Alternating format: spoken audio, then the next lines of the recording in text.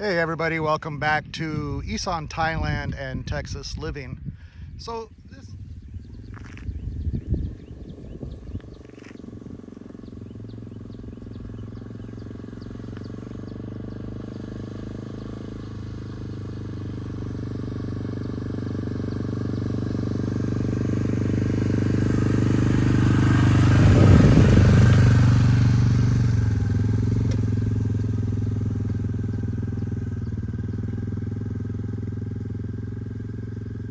living.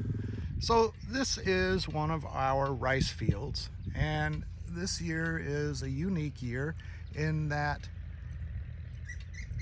for the last few years we've had no rain at the beginning of rice season, so people were having difficulty growing the rice. Then we had last year, which worked out pretty good, and then this year, which the rains came a little too soon and it delayed most people planting the rice. If you were fortunate enough to get your rice planted before the big rains came, then you got a little bit of rice in your field. This is what we got here. And if you didn't, then this is what happened. No rice. The rice needs to be in the ground for a couple of days before it gets a good rain so that seed can start to germinate. And if it doesn't do that, then the rain either just washes it back up to the surface and the birds eat it, or the rice just rots. And this is what's happened here. You can see that there's a lot of green moss and whatnot in this paddy that's right next to ours. And this poor fellow planted a little too late and it got soaked, and it looks like maybe he replanted. I'm not sure, but there is a lot of people having a lot of difficulty this year. So I'm gonna imagine that the cost of rice to the consumer, at least locally, is going to be higher simply because the supply is going to be lower.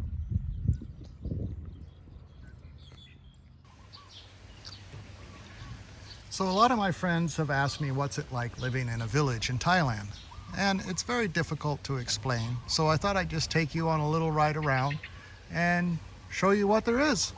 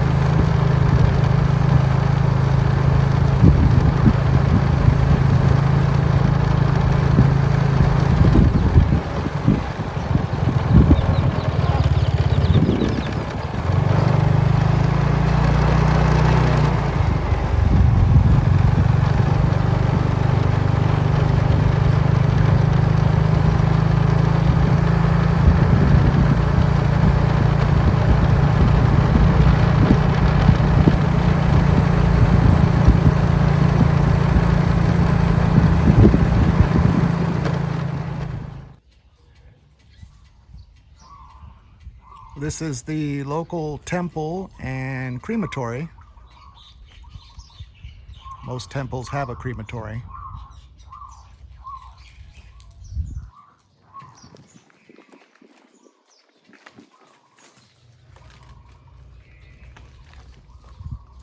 simple village temple.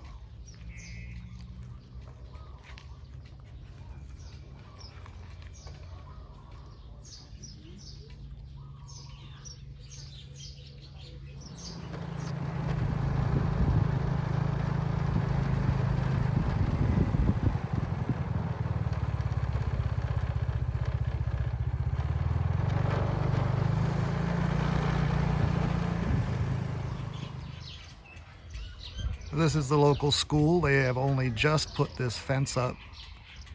The kids love to play football, or in America we call it soccer, and we're forever kicking the ball into the road, so they got smart and put a fence up, protect the kids. Nice big yard for them to play in. Still under construction over there a little bit. Pretty cool, lots of colors in the building. Pretty much these schools run off of donations. The government supports them, but when it comes time to needing paint for the outside and whatnot, they rely on the people in the village to help out with stuff like that. So we do that.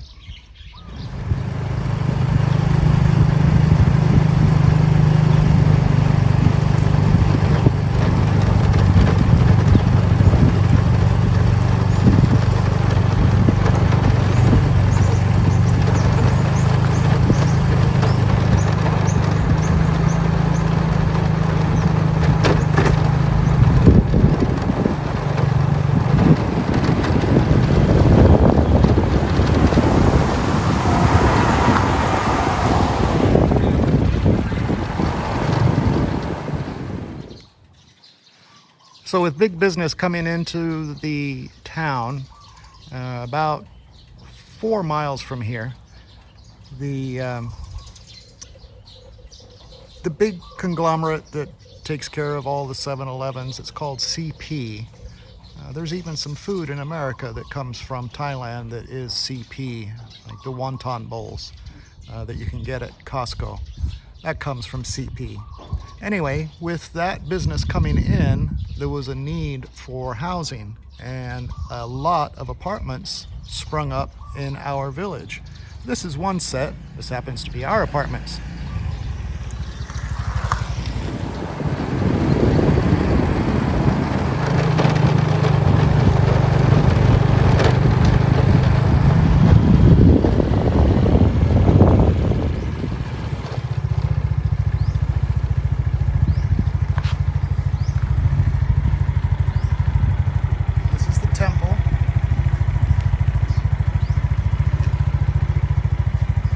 Houses here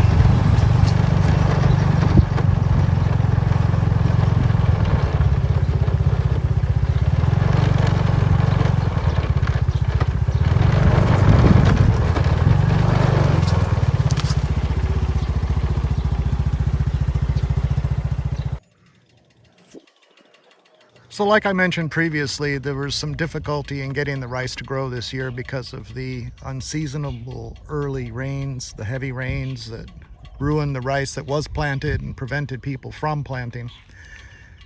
I'm sure most of you have seen the movies from days gone by where the villagers are out in the fields dropping the rice into the ground in the wet paddy.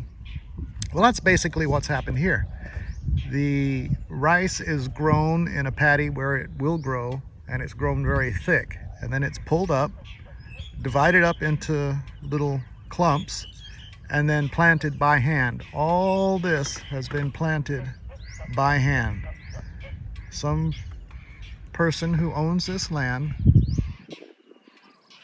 has got the rice from a paddy, bundled it up, brought it out here, had some friends come help, and they walk up and down and they drop this rice into the ground.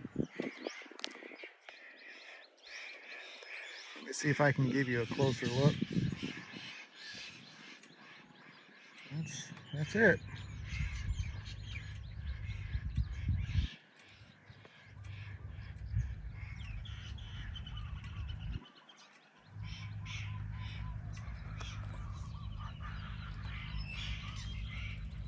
A lot of work for a little bit of money.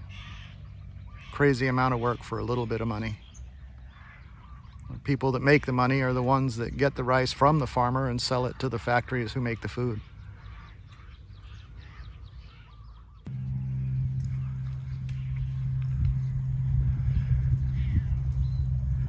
This is the backyard, my little pond, the original little dock that I use for fishing, feeding the fish.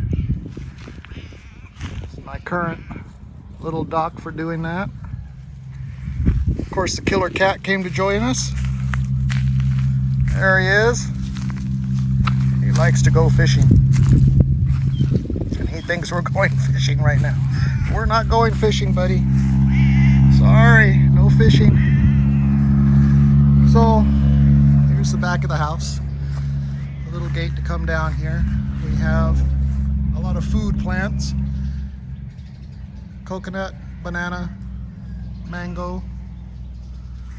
And then this is the garden. Back here, the father-in-law has just finished tilling up some dirt. He's got something else to plant. Most of the vegetables that were planted this year have already been harvested. Mango tree, coconuts, bananas, lots of neat stuff. These taller plants you see in the foreground, those are Thai chili. And there was a lot of those plants. These are just some that were a little late bloomers and we're still getting some chili off them. Yep. And then over here we have some teak trees. Planted those because we took a few trees when we were building our house.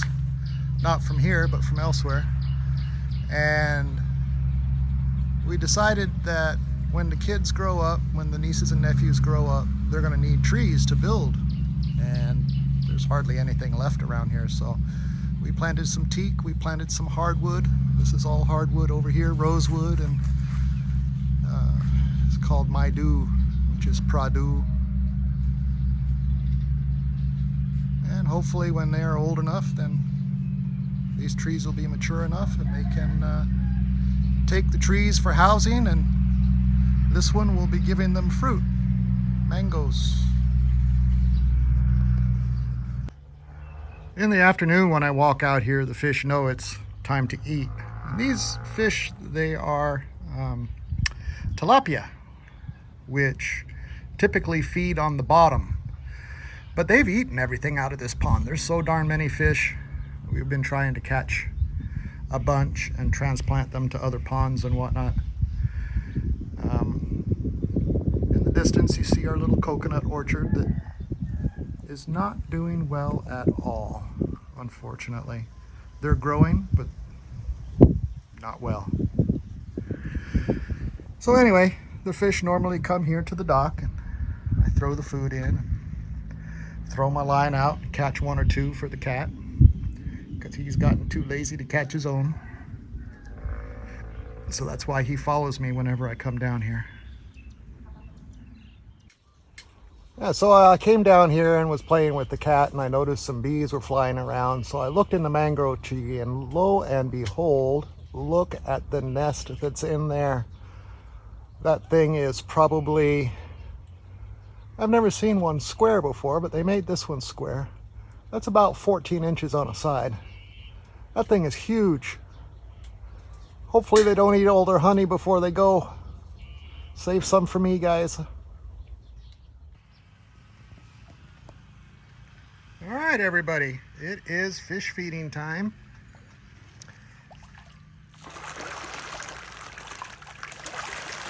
As you can see, there's plenty in here. All right, everybody, just wanted to say thank you so very much for watching. If you've got to this point, please give me a like and a subscribe, and we will see you very soon on the next one.